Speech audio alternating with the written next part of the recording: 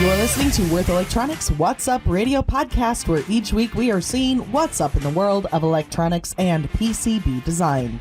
We'll be checking in with leading industry experts and Worth Electronic technical specialists who are going to shine a light on interesting topics, such as energy harvesting, wireless power transfer, EMI issues, and so much more. Tune in to get technical design tips and applications during your commute, at your desk, or wherever you might be with Worth Electronics What's Up podcast. We all know that component selection varies from component to component and also from application to application. But today we're going to talk about the selection process specifically of capacitors, but most importantly, selecting capacitors to work in high power buck boost converters.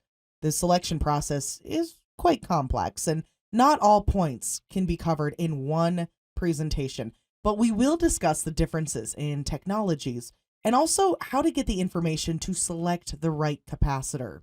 Please keep in mind that the design in this podcast is our very own Worth Electronic design proposal, and there are always different opinions and room for discussions.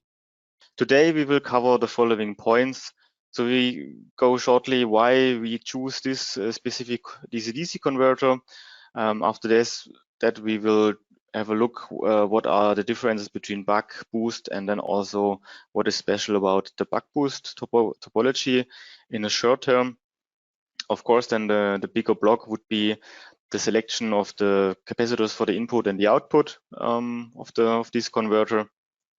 Then we have also done some thermal simulation, or no, not simulation, it's a thermal measurement with a thermal camera to see what is the temperature rise. We'll have a look at this. And at the end, we did also an EMI measurement to make a really complete design check. And I will show the results here. But first, before we start, I would like to say one word before we start this presentation. As I mentioned before, the topic is the selection process of the capacitors. What are the differences between the technologies we have, or what is available, and how you get information you need to select the right capacitors. We will not cover how you calculate the capacitance and currents for the specific application really deep. So we go not in detail what are the different calculation methods and so on. This will not covered here. And also, please keep in mind that the design was our design proposal. And of course, there are always different opinions and room for discussion. So maybe we can do this later on in the question answer session. So, but now let's get started about the selection process. As I said, first a short introduction why we used this design or why we used this converter. So we think about many battery powered devices, also such as an angel grinder or cordless screwdriver, but you see here has the 18-volt battery. And within the battery, of course, we have our lithium ion cells here. The voltage for the machinery has to be stable. So this was our purpose, to get a stable output. The voltage of a cell varies depending on the state of charge. So it's in worst case 3 volt and goes up in best case to 4.2 volt. So the 5 cells in series gives an input voltage range from 15 volt up to 21 volt. At the output, we want to have a continuous current of around 5.5 amp. So this was our requirement, which means then that we have about 100 watt of output power for this design. The DC-DC converter was designed for an input voltage range from 14 volt up to 24 volt. So beyond the consideration from the impact of the components and layout regarding the interference voltage, it's also necessary to have in mind that the topologies of the switching controllers, they differ in terms of their potential to cause interference. So the buck converter plays a more critical role at the input. This is marked here, the input hot loop. Since this topology, the power inductor is situated between the MOSFET and the output. Here's really with the LC filter, it's already smoothing, so it's a really smooth current at the output. For the boost converter, the critical aspect is the output. So we have at the output here our critical loop. Since here the power inductor acts as a current break between the MOSFET and the input, this means that a buck converter at least requires an input filter, and a boost converter should have an output filter to suppress the discontinuous current. However, also please keep in mind that the other not less critical loops which can arise depending on what kind of layout you set up, and there are some other I don't know, ground loops or whatever, they can also start making interference. Yeah, for the buck boost converter then, so if you want to choose the appropriate or right or applicable capacitor technology, is crucial to perform in EMC as well as for the efficiency of the power supply. So for the power choke, we choose a modern high-performance molded type. The FET is from TI and is a type with low gate charge, so low thermal resistance, low RDS on, and has a compact package size of also. For the switching frequency, we choose 400 kilohertz, which is a good compromise between EMC and efficiency, and the ripple current is set to around 30% of the inductor current. So also what I said before in the last slide, depending on the input voltage, a DC-DC converter is more critical with regard to EMC either at the input or at the output, because this is a buck boost converter. So due to the operation mode, the converter switches either hard at the input here, also or at the output capacitor, since the inductor is missing this current break. So we choose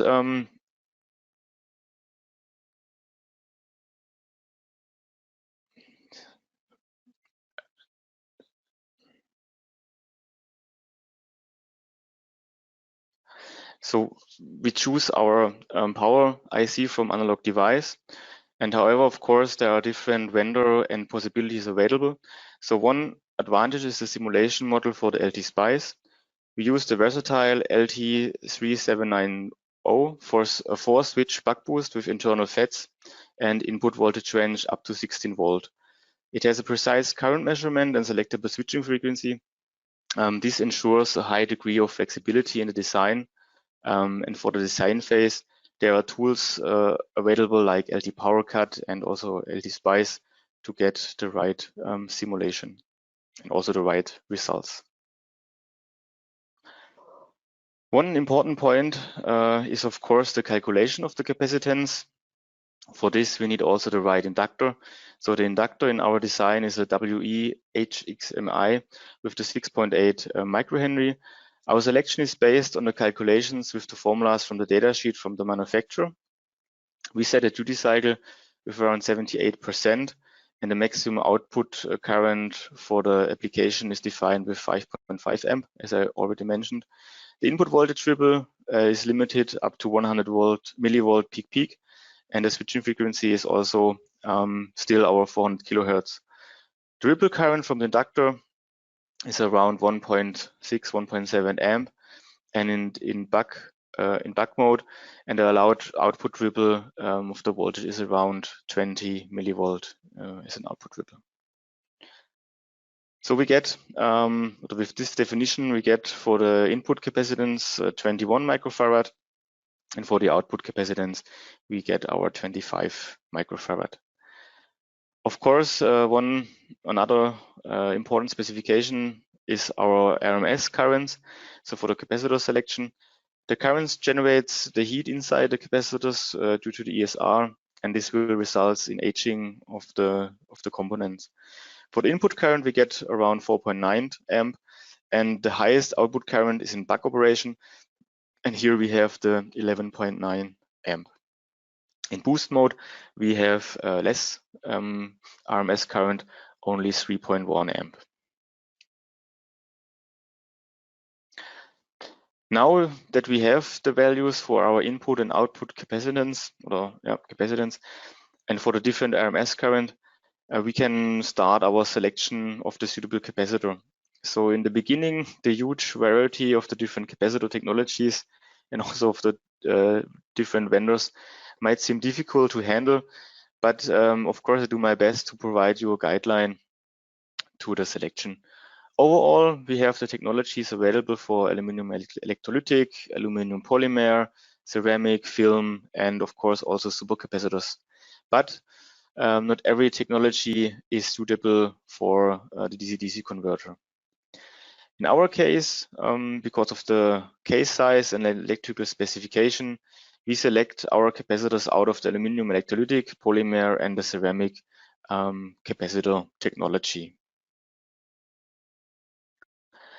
Yeah, starting with the input capacitors, so the selection of the input capacitors, I placed here a picture of the design. So here's the right side is the input, left side is the output. And now, as I said, we're concentrating on the input capacitors. I marked them with the yellow square here. So now we are going through the selection process. As we saw in the previous slide, we need a capacitance of around 21 microfarad and a ripple current capability of around 4.9 amp. Here I can exclude the aluminum electrolytic capacitors because the ripple current capability is too low for our purpose here, and this would require too much space size if you want to handle it with the aluminum electrolytic one. If you are going into the aluminum polymer capacitors, there is different solution. So one could be a 22 microfarad, 25 volt type with a low profile of around 5.8 millimeter. The ESR for this technology is really good, so it's comparable to the MLCCs. And here we have around 20 milliohm of ESR. Impedance is also around 20 milliohm. The parasitic inductance here is around 3 nanohenry. And just to make a comparison, if we stay within the specification of the 22 microfarad and 25 volt, if we're going into aluminum electrolytic, the maximum ripple current would be around 500 milliamp, and we have an ESR of around 400 milliohm. So this is a quite big difference. Yeah, so the ripple current capability for the polymer is depending on the temperature and the ripple frequency. So also the so-called different multiplier. They could have a big impact of the resulting ripple current of the capacitor. But in our example here, the factor stays the same or stays with the factor of 1. But for example, when you decrease the switching frequency for also maybe EMI consideration, the maximum allowed ripple current goes also down. This is due to the used materials inside. So we have to be really check what is your frequency range and make then the derating. For the polymer capacitors, there are no temperature derating or upgrading because temperature is a critical factor, so it always stays with the factor of 1. Yeah, so this was one solution, but also of course, one popular technologies these days are the MLCC, so the ceramic capacitors. There are high capacitance and high voltage types available. The size goes from very small to quite big, depending at which manufacturer you have a look.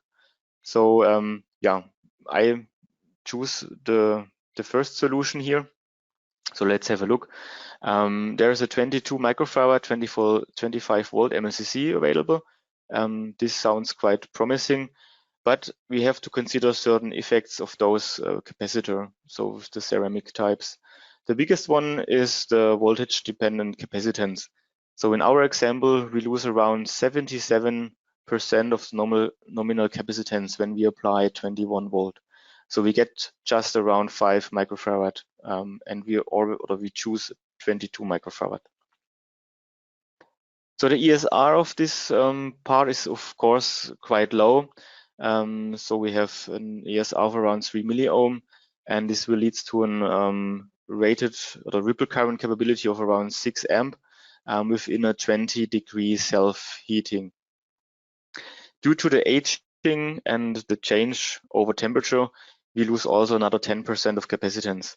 and at least the production tolerance is also up to 20%. I mentioned aging, so here a short recap about the aging of the ceramic capacitor. This effect takes place for the class 2 ceramics only. So aging usually describes by percentage the loss of capacitance also per decade of time. And the aging ranges depending on which kind of ceramic material you have, X5R, X7R. So for X5R, 1000 hours around 6%, and for X7R, and you have 1000 hours, they're around 2.5%. The effect of aging is influenced by time, temperature, and also voltage. So when you apply a voltage and have a different temperature, the aging slows down. Since barium titanate is also ferroelectric material, and also like the ferrite has electrical domains, these domains will divide with the factor time and so reduce the capacitance. So it's really relating by the domains. And by tempering the so-called preheating process, so when you're heating up the material above the Curie temperature, the 6 existing domains dissolve and you have a more or less fresh component. So when you do the reflow process, after this you have a really quite new component regarding the aging. Yeah, you may know that when you keep the voltage and the size within the same level, a lower capacitance value results in lower DC bias behavior. So with this 10 microfarad, as I said, we stay in the same voltage size, rated voltage in the same size. We lose just 60% of capacitance, so we get our 4 microfarad. The ESR here is lower with around 2 milliohm, so we can apply around 7 amp of ripple current at 500 kilohertz.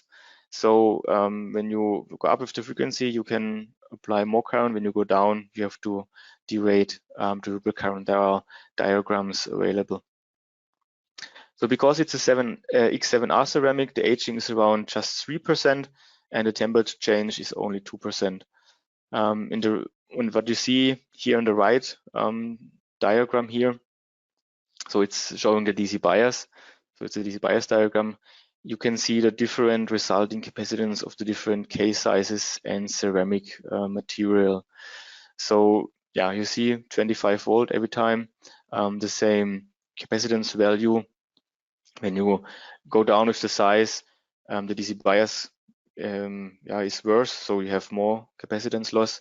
And also when you change the ceramic materials from X7R to X5R, it's also, you have more capacitance loss.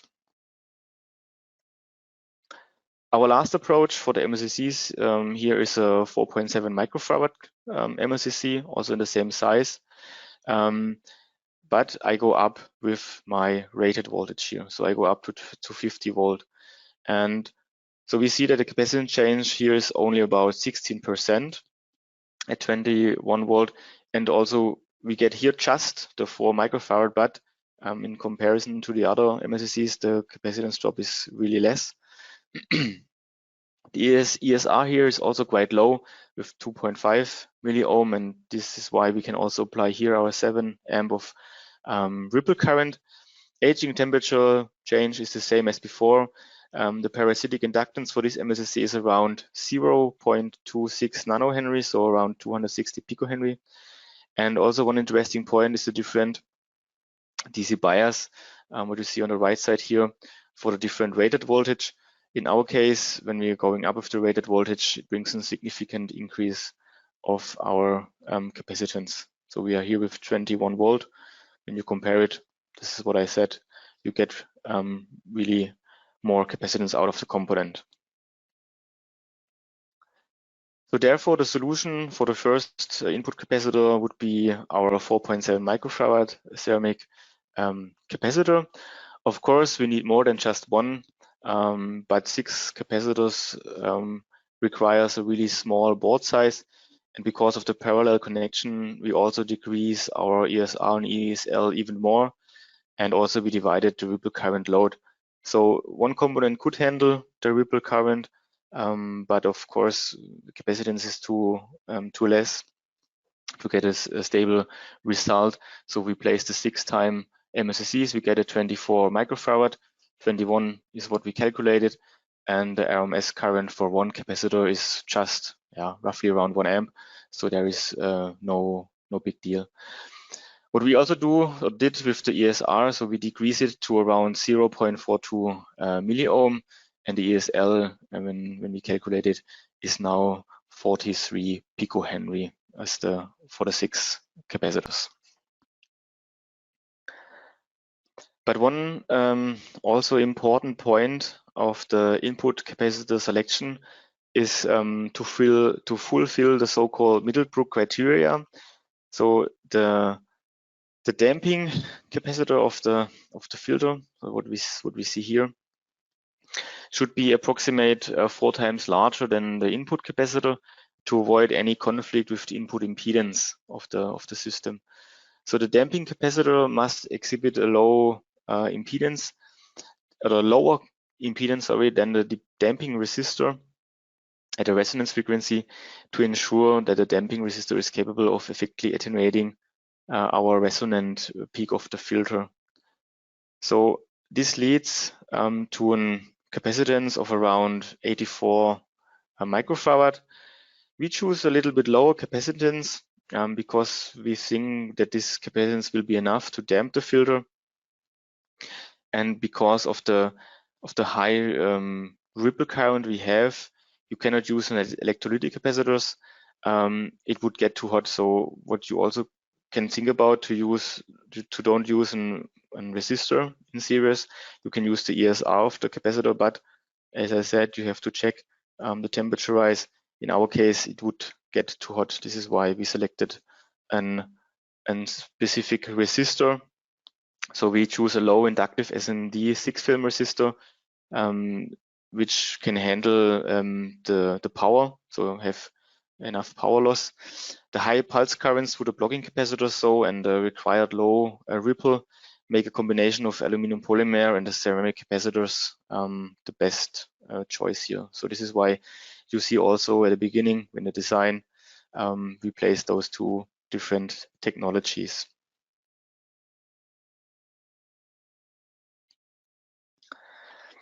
Yeah, this was for the input. Now, of course, we have to go to the other side, to the output. Also here, you see the design and where the capacitor are placed. To meet the specification of the output ripple and also the transient response, we have to choose the right capacitor. This is really important. For this, we will look at a different solution as we had for the input capacitor. So also aluminum hydrolytic, polymer, and MLCC. Here we will start with the ceramic types. And yeah, as we got also from the calculations for a few slides before, we need our capacitance of around 25 microfarad. And for the ripple voltage, we set a goal of around 20 millivolt. The RMS current is quite high. So the highest one is for our back operation with the 11.9 amp, and this is also our value where we set, or where we have to cover with our capacitors. So as we already saw for the input capacitor for MLCCs, there are various solutions at the first side, but also here I'm looking more closer to the 4.7 type because I don't want to repeat myself here. Here is also the best solution because of the DC bias and the aging of the other possibilities. So for the ceramics. Regarding our RMS current, so the 4.7 microfarad is capable of 7 amp.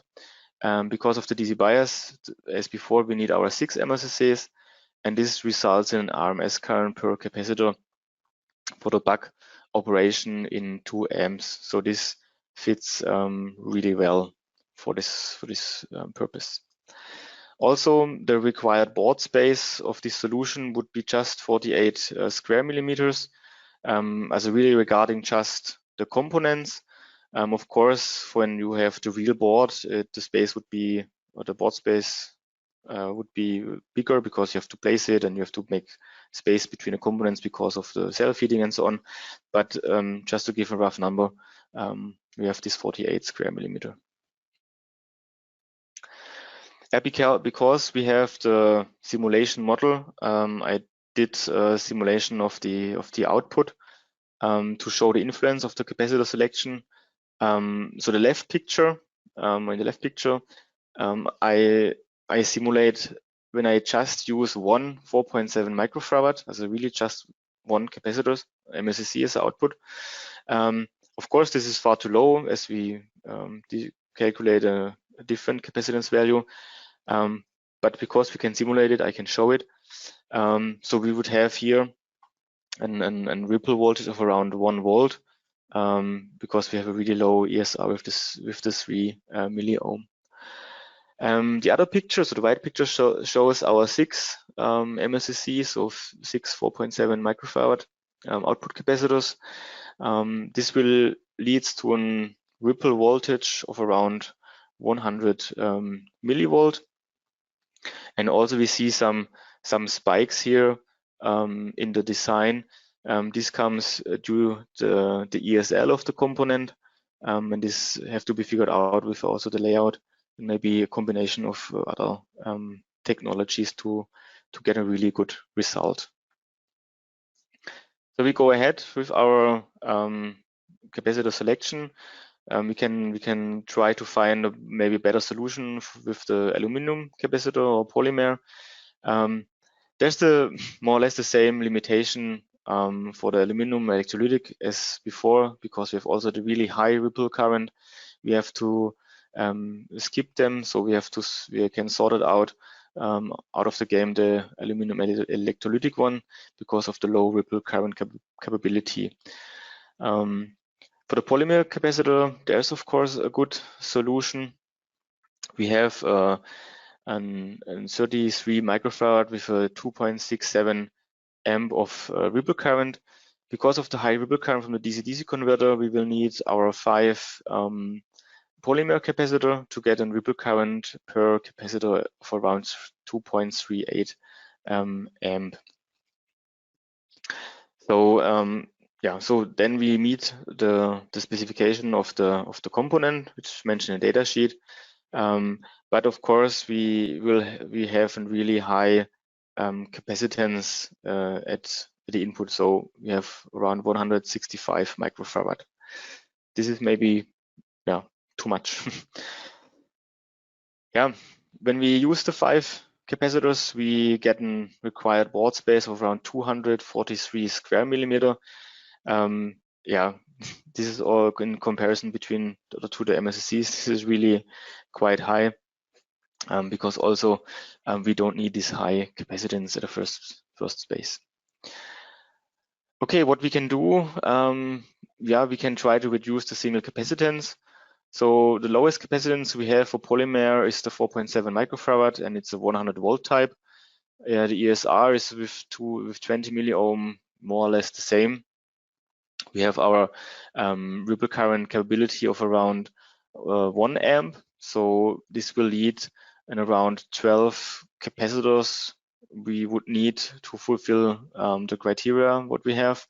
The capacitance would be fine. It's 56 microfarad. Of course, it's maybe it's more or less double, but it should also be fine. But when we check or when we calculate the required board space, we have around 582 square millimeters, and this is quite big. And it is as always, it's a trade-off and decision what you and what we have to face to select the best and suitable solution for our application. Here I did also the simulation of the output, so output voltage, here with one aluminum electrolytic. As I said, I sorted them out because of the ripple current, but to show the impact or the effect of this kind of product, I did a simulation. So the ESR is here 490 milliohm. This leads to a ripple voltage of around 3 volts. So we have 15.5 up to 18.5. And of course, this is not what we want. So with the polymer, it looks different. Also just one polymer here with the 33 microfarad and around 20 milliohm as an ESR. When we zoom in the voltage, output voltage ripple, we see when we skip the spikes around 500 millivolt, this is an improvement, but still far away what we want. And the voltage spikes comes from the quite high ESL. So this is one reason to use more than just one capacitors to reduce the ESL, and the other is to reduce the ESR to have a really low residual ripple of the voltage. So what we did at the end, we of course choose our output capacitor. So we selected 6 of the 4.7 microfarad MLCC plus an additional polymer capacitors for our fast transient response. Depending on the load changes, we need this additional capacitance to get a stable output. There are approaches and calculations to select this capacitor, but this is not will not be shown today. And besides the capacitance condition we have with the 25 microfarad, there's also another condition for the selection. It's called the ESR criteria. So there's a formula here where we can estimate the maximum ESR you should have at the output for the output capacitors. And here we get our 12.5 milliohm. With our solution, of course, we met this condition because we have matched the 20 millivolt ripple. On the right side, now you see also a diagram and also the reason why we have to choose or distinguish between or fulfill the 2 different conditions. The total ripple we have is not only dependent on the ESR, the capacitance plays also a role of the resulting ripple voltage. But as you also see in the diagram, the contribution of the ESR here will dominate the situation. So of course it's every time good to check the ESR to have the suitable ripple voltage. So here I see some mistake in my slide. This is not 500 millivolt, it's around 20 millivolt. So this is a mistake, sorry. Here's the picture with our our solution with the 6 4.7 microfarad MLCC parallel plus 1 220 microfarad polymer. As I said, the ripple voltage is with the 20 millivolt we get this condition, and we see the spikes here. It's also reduced, so there's not so many spikes anymore. So when you do a proper layout with a good ground connection of the capacitors, you will also eliminate the spikes. This is not what this situation I do not I didn't simulate, but of course you could also do it with parasitic wires and so on. But when it's a good layout, you will also get this away. As I mentioned before, also for this design, we did the thermal analysis. We used a 6-layer PCB.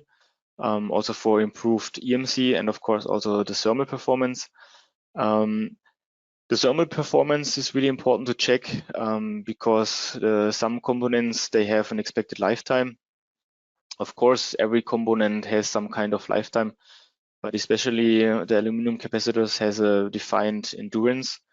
The temperature in the design was around 50 degrees, as you see here on the scale. Or on the measurement point, sorry, here also the scale.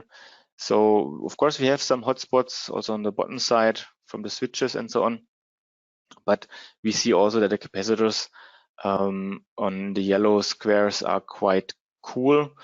But nevertheless, to see the influence for my next slides, I say the temperature for the capacitor is also 50 degrees. Yeah, an important difference between the aluminum polymer and electrolytic capacitors is, of course, the different calculation of the expected life. So electrolytic capacitors, they normally have a higher rated voltage, lower leakage current, and the lifetime is calculated with the Arrhenius equation. So if the ambient temperature drops by 10 degrees, the lifetime gets doubled.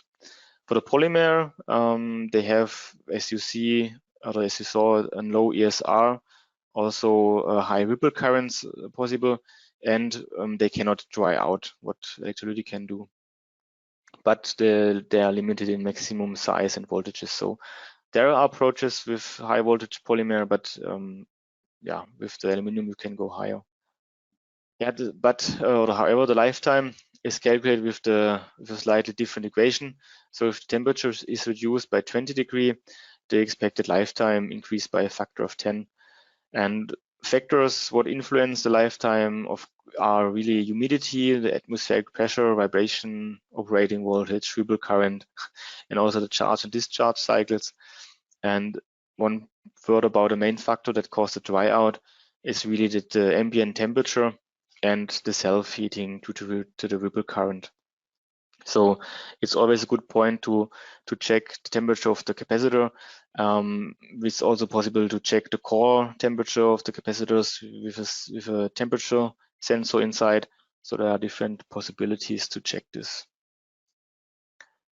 And to illustrate the difference between those formulas, I created this diagram here. You can see the effect when the polymer becomes really overwhelming. So for example, when we have a 2000 hour type, 105 degree, so this is the yellow curve here. We have at 85 degree around 8,000 hours for the aluminum electrolytic and 20,000 hours for the aluminum polymer. So this is a quite big difference. But there's also some limitation. So we cannot make a statement about the expected lifetime of more than 13 years. There are individual cases possible that also 15 years okay. But however, the expected lifetime is a calculated values, so there's no guarantee here. For our 50 degrees, we have different situations for the lifetime, depending on which endurance the selected capacitor have. So the expected lifetime range from 6 years here with the 50,000 hours, and yeah, with 250,000 hours, you already reach the maximum lifetime. So 250,000 hours would be around 30 years. So this is something what we could not guarantee. But of course, this is just considering the temperature. When you now start considering the ripple current of the application, the frequency of the ripple current, this factor will reduce the expected lifetime, especially due to the self-healing. And we can support you with this calculation, so please get in contact with us here. So, of course, I don't want to keep the look at the schematic away from you, but I do not go in too much detail about the schematic. We have our switching frequency of the 400 kilohertz defined with a resistor here. We have the input and output filter in the blue circles. So here's also the pi filter at the input, and this is really for the EMI input and output filter. The inductor is set here in orange. This is our inductor. And the big red circles shows the selected input and output capacitor. So you see here our capacitor bank with the MLCC, then the polymer capacitor, and the same up to here with the MLCCs, and here the polymer with our damping resistor. So also have a short look at a layout. We have a high frequency ground loop of the input and output capacitors is very compact. We have a separate analog ground for the IC. We have many wires on to the bottom side for low ESL and also a good thermal connection to the ground. The ground connection of the filter capacitors are low inductive low inductive with a lot of wires. And yeah, and this will results in really good performance. And RF field, or the high frequency fields of the input currents, they are compensated by the opposing range of the MLCCs, what we have in the input filter. And yeah, one word about the connection of the power choke. This is here not so critical, since the ESL of the wires is anyway, they are in series with the main inductance of the choke, and also the bootstrap capacitors are very close to the IC. And because we did this design with the input here and the output here, the current must go over the components. So we have also no unwanted, also no wanted galvanic coupling here. The FETs are placed on the bottom side and gets also bottom side cooling of this layer capability, and connected to the power choke over many wires, as you see here. The gate control and the source Kelvin connection, they are realized in the intermediate layer 4. These tracks are quite long, yes, but they shielded on both sides with the ground layers. As I said, we did some EMC measurements, so we checked the EMI. We did this in our lab. Luckily, we have an EMC chamber and a shielded cabinet to perform the conducted and radiated emission test. So as you may know, the conducted emission will be tested from 150 kilohertz up to 30 megahertz, and radiated emission from 30 megahertz up to a certain gigahertz range. In our case, we try to comply the emission from the CISPA 32 class B, and we use the CISPA 32 because it replaced the CISPA 22 and 13 in one. So here, this is the results for the conducted emission, as I said, from 150 kilohertz to 30 megahertz in buck mode with 100 watt. We passed the conducted emission test with the full load. We see here the fundamental frequency. So this is the switching frequency of our 400 kilohertz. It's the highest peak, but we are still under the limits. So we have some safety margin to the limits. So we consider this as a pass. And also when we are looking at the higher frequencies, so the harmonics, there is no resonance and so on. So we expect this as pass.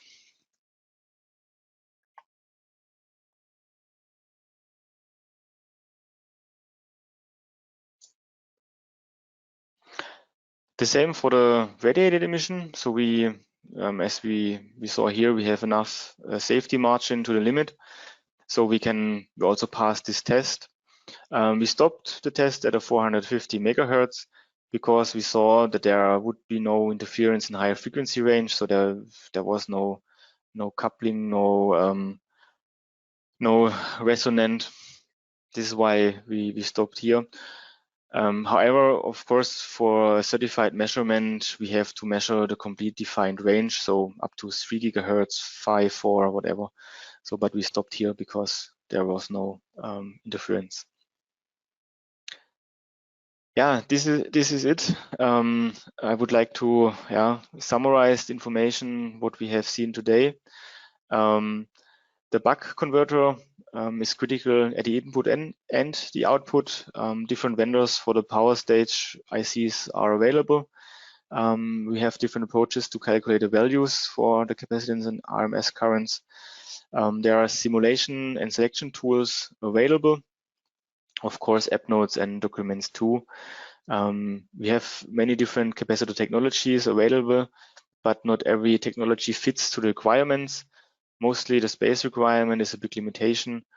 Also, the dependencies of different technology should be considered, like the DC bias, the aging of MLCCs, and the expected lifetime for the aluminum capacitors. And the layout, of course, is crucial for the EMC, but however, the right selection of the capacitor too. And yeah, in the end, please hear some references also for your reference for further information about the layout, EMC test, DC-DC converter stability, and the buck boost topology. Also available further information about the DC bias of MLCCs and the aging of this technology. Also comparison between the aluminum and polymer capacitor is available. And all the data you saw in the presentation is available on our online tool or online platform with experts. Also the multipliers for the currents and so on. So please have a look and check out what we have available for you. You can find all the capacitors, resistors, and related components available at Worth Electronic Online. And for any questions you might have, simply click the icon to talk with our live chat team. To view the materials and replay this podcast, check out our podcast page at www.we-online.com/podcast. You're listening to Worth Electronics What's Up Radio Podcast, where each week we are seeing what's up in the world of electronics and PCB design. We'll be checking in with leading industry experts and Worth Electronic technical specialists who are going to shine a light on interesting topics, such as energy harvesting, wireless power transfer, EMI issues, and so much more. Tune in to get technical design tips and applications during your commute, at your desk, or wherever you might be with the Worth Electronics What's Up podcast.